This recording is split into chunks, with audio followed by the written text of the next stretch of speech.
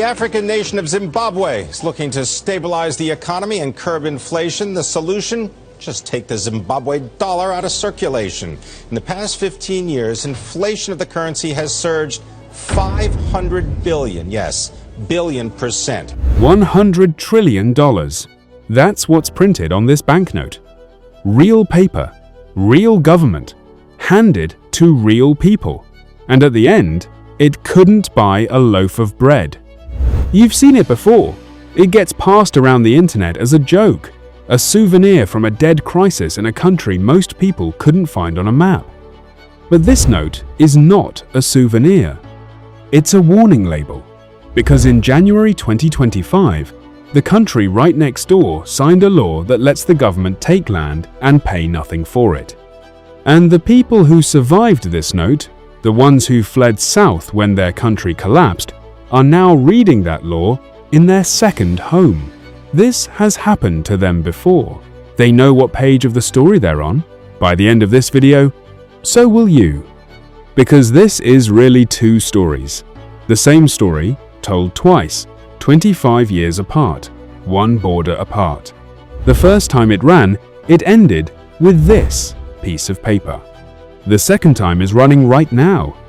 And I'm going to show you a government letter sent during a national blackout that reads like a signed confession. We'll get to the letter. First, you need to see how the original ends. Zimbabwe, 1980. Independence. And a brand new country inherits a very old wound. Around 4,400 white farmers hold roughly 42% of the best land in the country. More than 700,000 black families are packed onto communal areas. Drier, harder, poorer. And that wasn't the market. Colonial law had banned black Africans from buying the good land for generations. So the demand for land reform wasn't propaganda. Millions of people had fought a liberation war and were still looking at their own country's best farmland through a fence. For 17 years, the government tried the patient road, buying farms, resettling families. It worked. It was just too slow. And by 1997, Robert Mugabe had a problem bigger than land. He had a survival problem. The war veterans who put him in power wanted what independence had promised them, and his grip was slipping. So, he bought them. 50,000 veterans handed massive unbudgeted payouts, announced overnight. The currency crashed that same day. The same day. Then, in 2000, he asked the voters for the power to seize white-owned land without paying for it. The voters said no. He did it anyway. Farms invaded by armed, organized mobs. Police ordered to stand down. Court rulings tossed in the bin. White farmers murdered on their own land. And here's the detail every retelling skips. More than 350,000 farm workers, almost all of them black Zimbabweans, lost their homes and their jobs in the same storm. That's every working household in a city the size of Coventry erased in one season. No compensation, no headlines. They were simply in the way. But what happened next is the part that governments never see coming, because you can't photograph it. A commercial farm is not dirt and a fence. It's credit built on 20 years of trust, buyers who know your quality, the feel for when this soil in this valley wants seed. You can seize land in a week. You cannot seize what makes it worth anything. And when the farmers left, that invisible layer left with them. Foreign investment collapsed from $444 million a year to under $4 million. For every $100 coming in before, less than $1 after. Tobacco, the country's cash engine, down 80% in 8 years. The country that fed its neighbors was now asking aid agencies to feed its own people. So what does a government do when it's bleeding out and its exports are gone? It printed money, as much as it possibly could. By November 2008, monthly inflation hit 79.6 billion%. Not a typo, billion with a B. In one single month, prices were doubling every single day. The state's answer was more zeros, until it printed this, $100 trillion. And then it gave up and buried its own currency entirely. At the bottom, unemployment hit 94%. 94! Picture 20 working-age people in a room. 19 of them have no job. 8 years, start to finish. And here's the part that should stay with you. The whole time, right up until the farms burned, everyday life looked almost normal.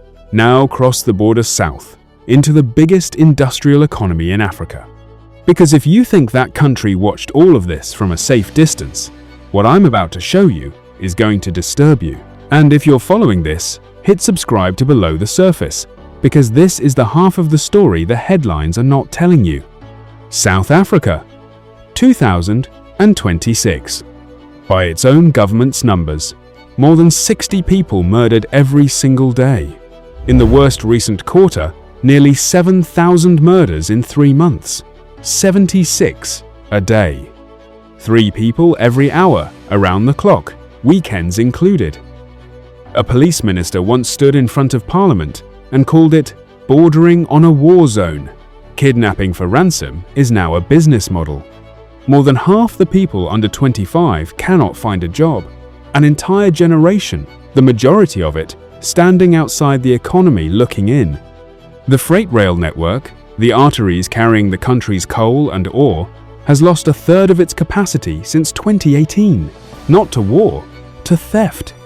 Thieves strip the copper faster than the state can replace it. Nearly 2/3 of municipal water treatment plants are in critical condition.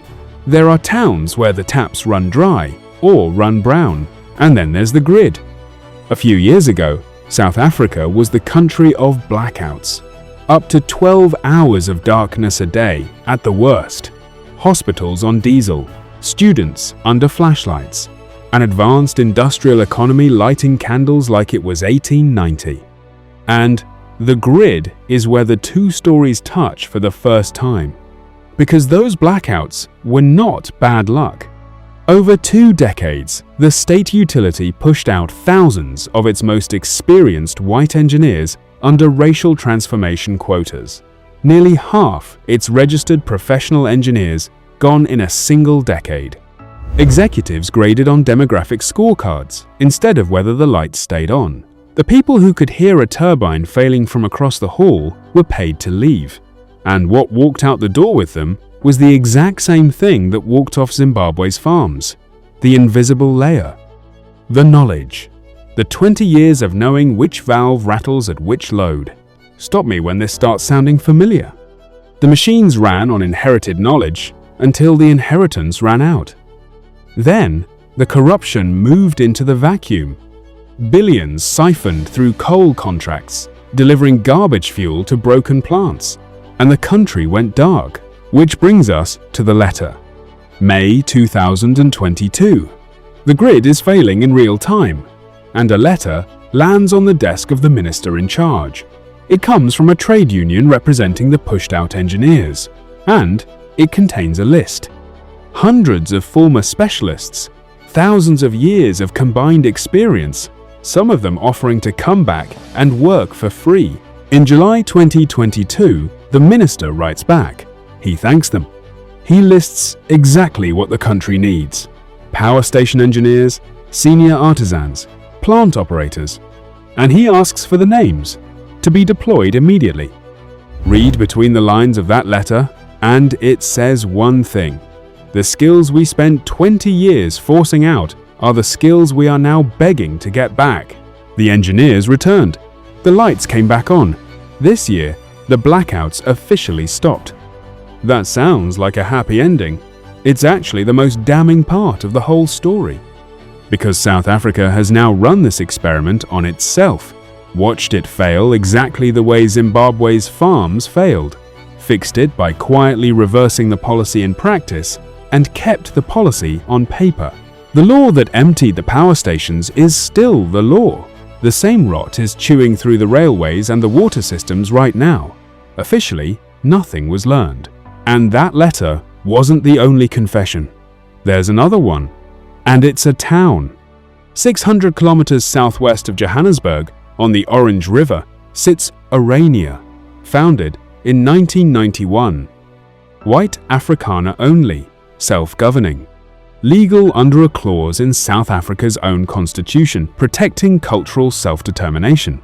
For decades, the world treated it as a curiosity. Then the state started failing, and the curiosity became a case study. While the national grid collapsed, Orania built its own, a solar farm designed by a retired engineer in his late 60s, exactly the kind of man the state utility had spent 20 years paying to leave. Funded entirely from residents' own pockets, not 1 cent from the government. While the national water system rotted, they built their own treatment plants. They even print their own currency.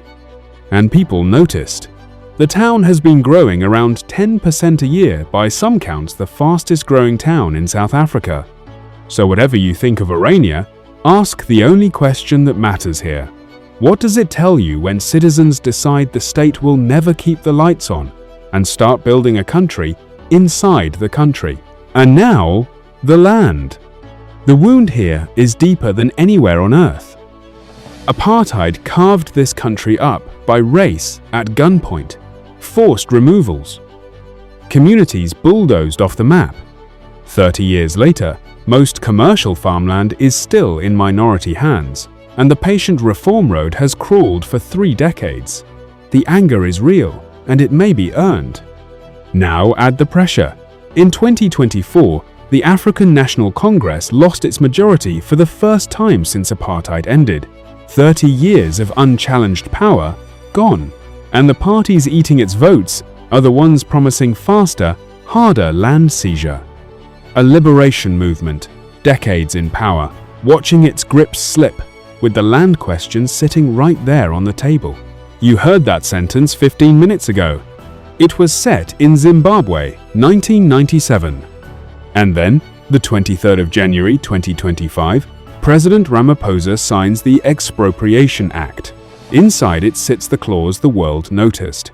Land, in certain circumstances, taken for nil compensation. 0. Now, defenders of the law make a fair point. It reads carefully. Nil compensation is a narrow exception, mostly for abandoned or unused land, with courts and procedure wrapped around it. And all of that is true, on paper. But the law leaves the decision of when 0 is fair to the seizing authority itself. No clear guideline. An undefined power sitting in a drawer. And Zimbabwe had a constitution too. Zimbabwe had courts too. And when those courts ruled the invasions illegal, the government ignored them and told the police to watch. A law is not a wall. Enforcement is the wall. And enforcement is a choice made fresh every morning by whoever is desperate that day. You've seen the election math. The desperate day is coming. And here's the part almost nobody outside the country is talking about yet. There's a second law. It already has a name. The Equitable Access to Land Bill. The first law was about farmland. This one is bigger. It hands that same power, take the property, pay nothing, to every single government department. Not just the one that handles land. Housing, roads, mining, all of it. Right now, it's sitting on a lawyer's desk inside the government, waiting for a stamp of approval before it goes public. So while everyone is still arguing about the first law, the second one is already being built in the back room. The drawer isn't just staying open, it's getting bigger. There is one group of people who don't need any of this explained to them. After 2000, thousands of Zimbabwe's ruined farmers loaded trucks and drove south across the Limpopo into South Africa. 20 years rebuilding, new land, new debt, new lives. And in January 2025, they opened the news in their second country and read the same phrase that ended their first lives. Land taken for nothing. In the name of justice. They also remember what everyone else forgets. When the farms fell the first time, the hammer didn't land hardest on the owners. It landed on the workers. Hundreds of thousands of families who owned nothing and got nothing. South Africa's farms employ hundreds of thousands of those same families today. Collapse never lands on the powerful first. It lands on the people underneath them. So come back to the note. $100 trillion. Worth more today as a collector's item on eBay than it ever was as money. Worth more dead than alive. Zimbabwe printed it because a government convinced itself that economics would make an exception for a just cause. It didn't. It never has. 25 years later, Zimbabwe has paid its farmers less than 0.1% of what it promised. And it's quietly inviting the expertise back through the side door, because what walked out never came back on its own. And South Africa is holding the same legal instrument, with every system around it already straining and promising it will be different. Maybe it will. The courts are open, the press is free, and every safeguard the country has gets stress tested this year, all at once. So you tell me, is South Africa carefully using a dangerous tool to close a century-old wound? Or are you watching the calm before it? Again, drop your verdict in the comments and be honest about which way you'd actually bet. And subscribe, because that second law, the one being written in the back room right now, is the next video, Below the Surface, where we read the warning labels before they become souvenirs.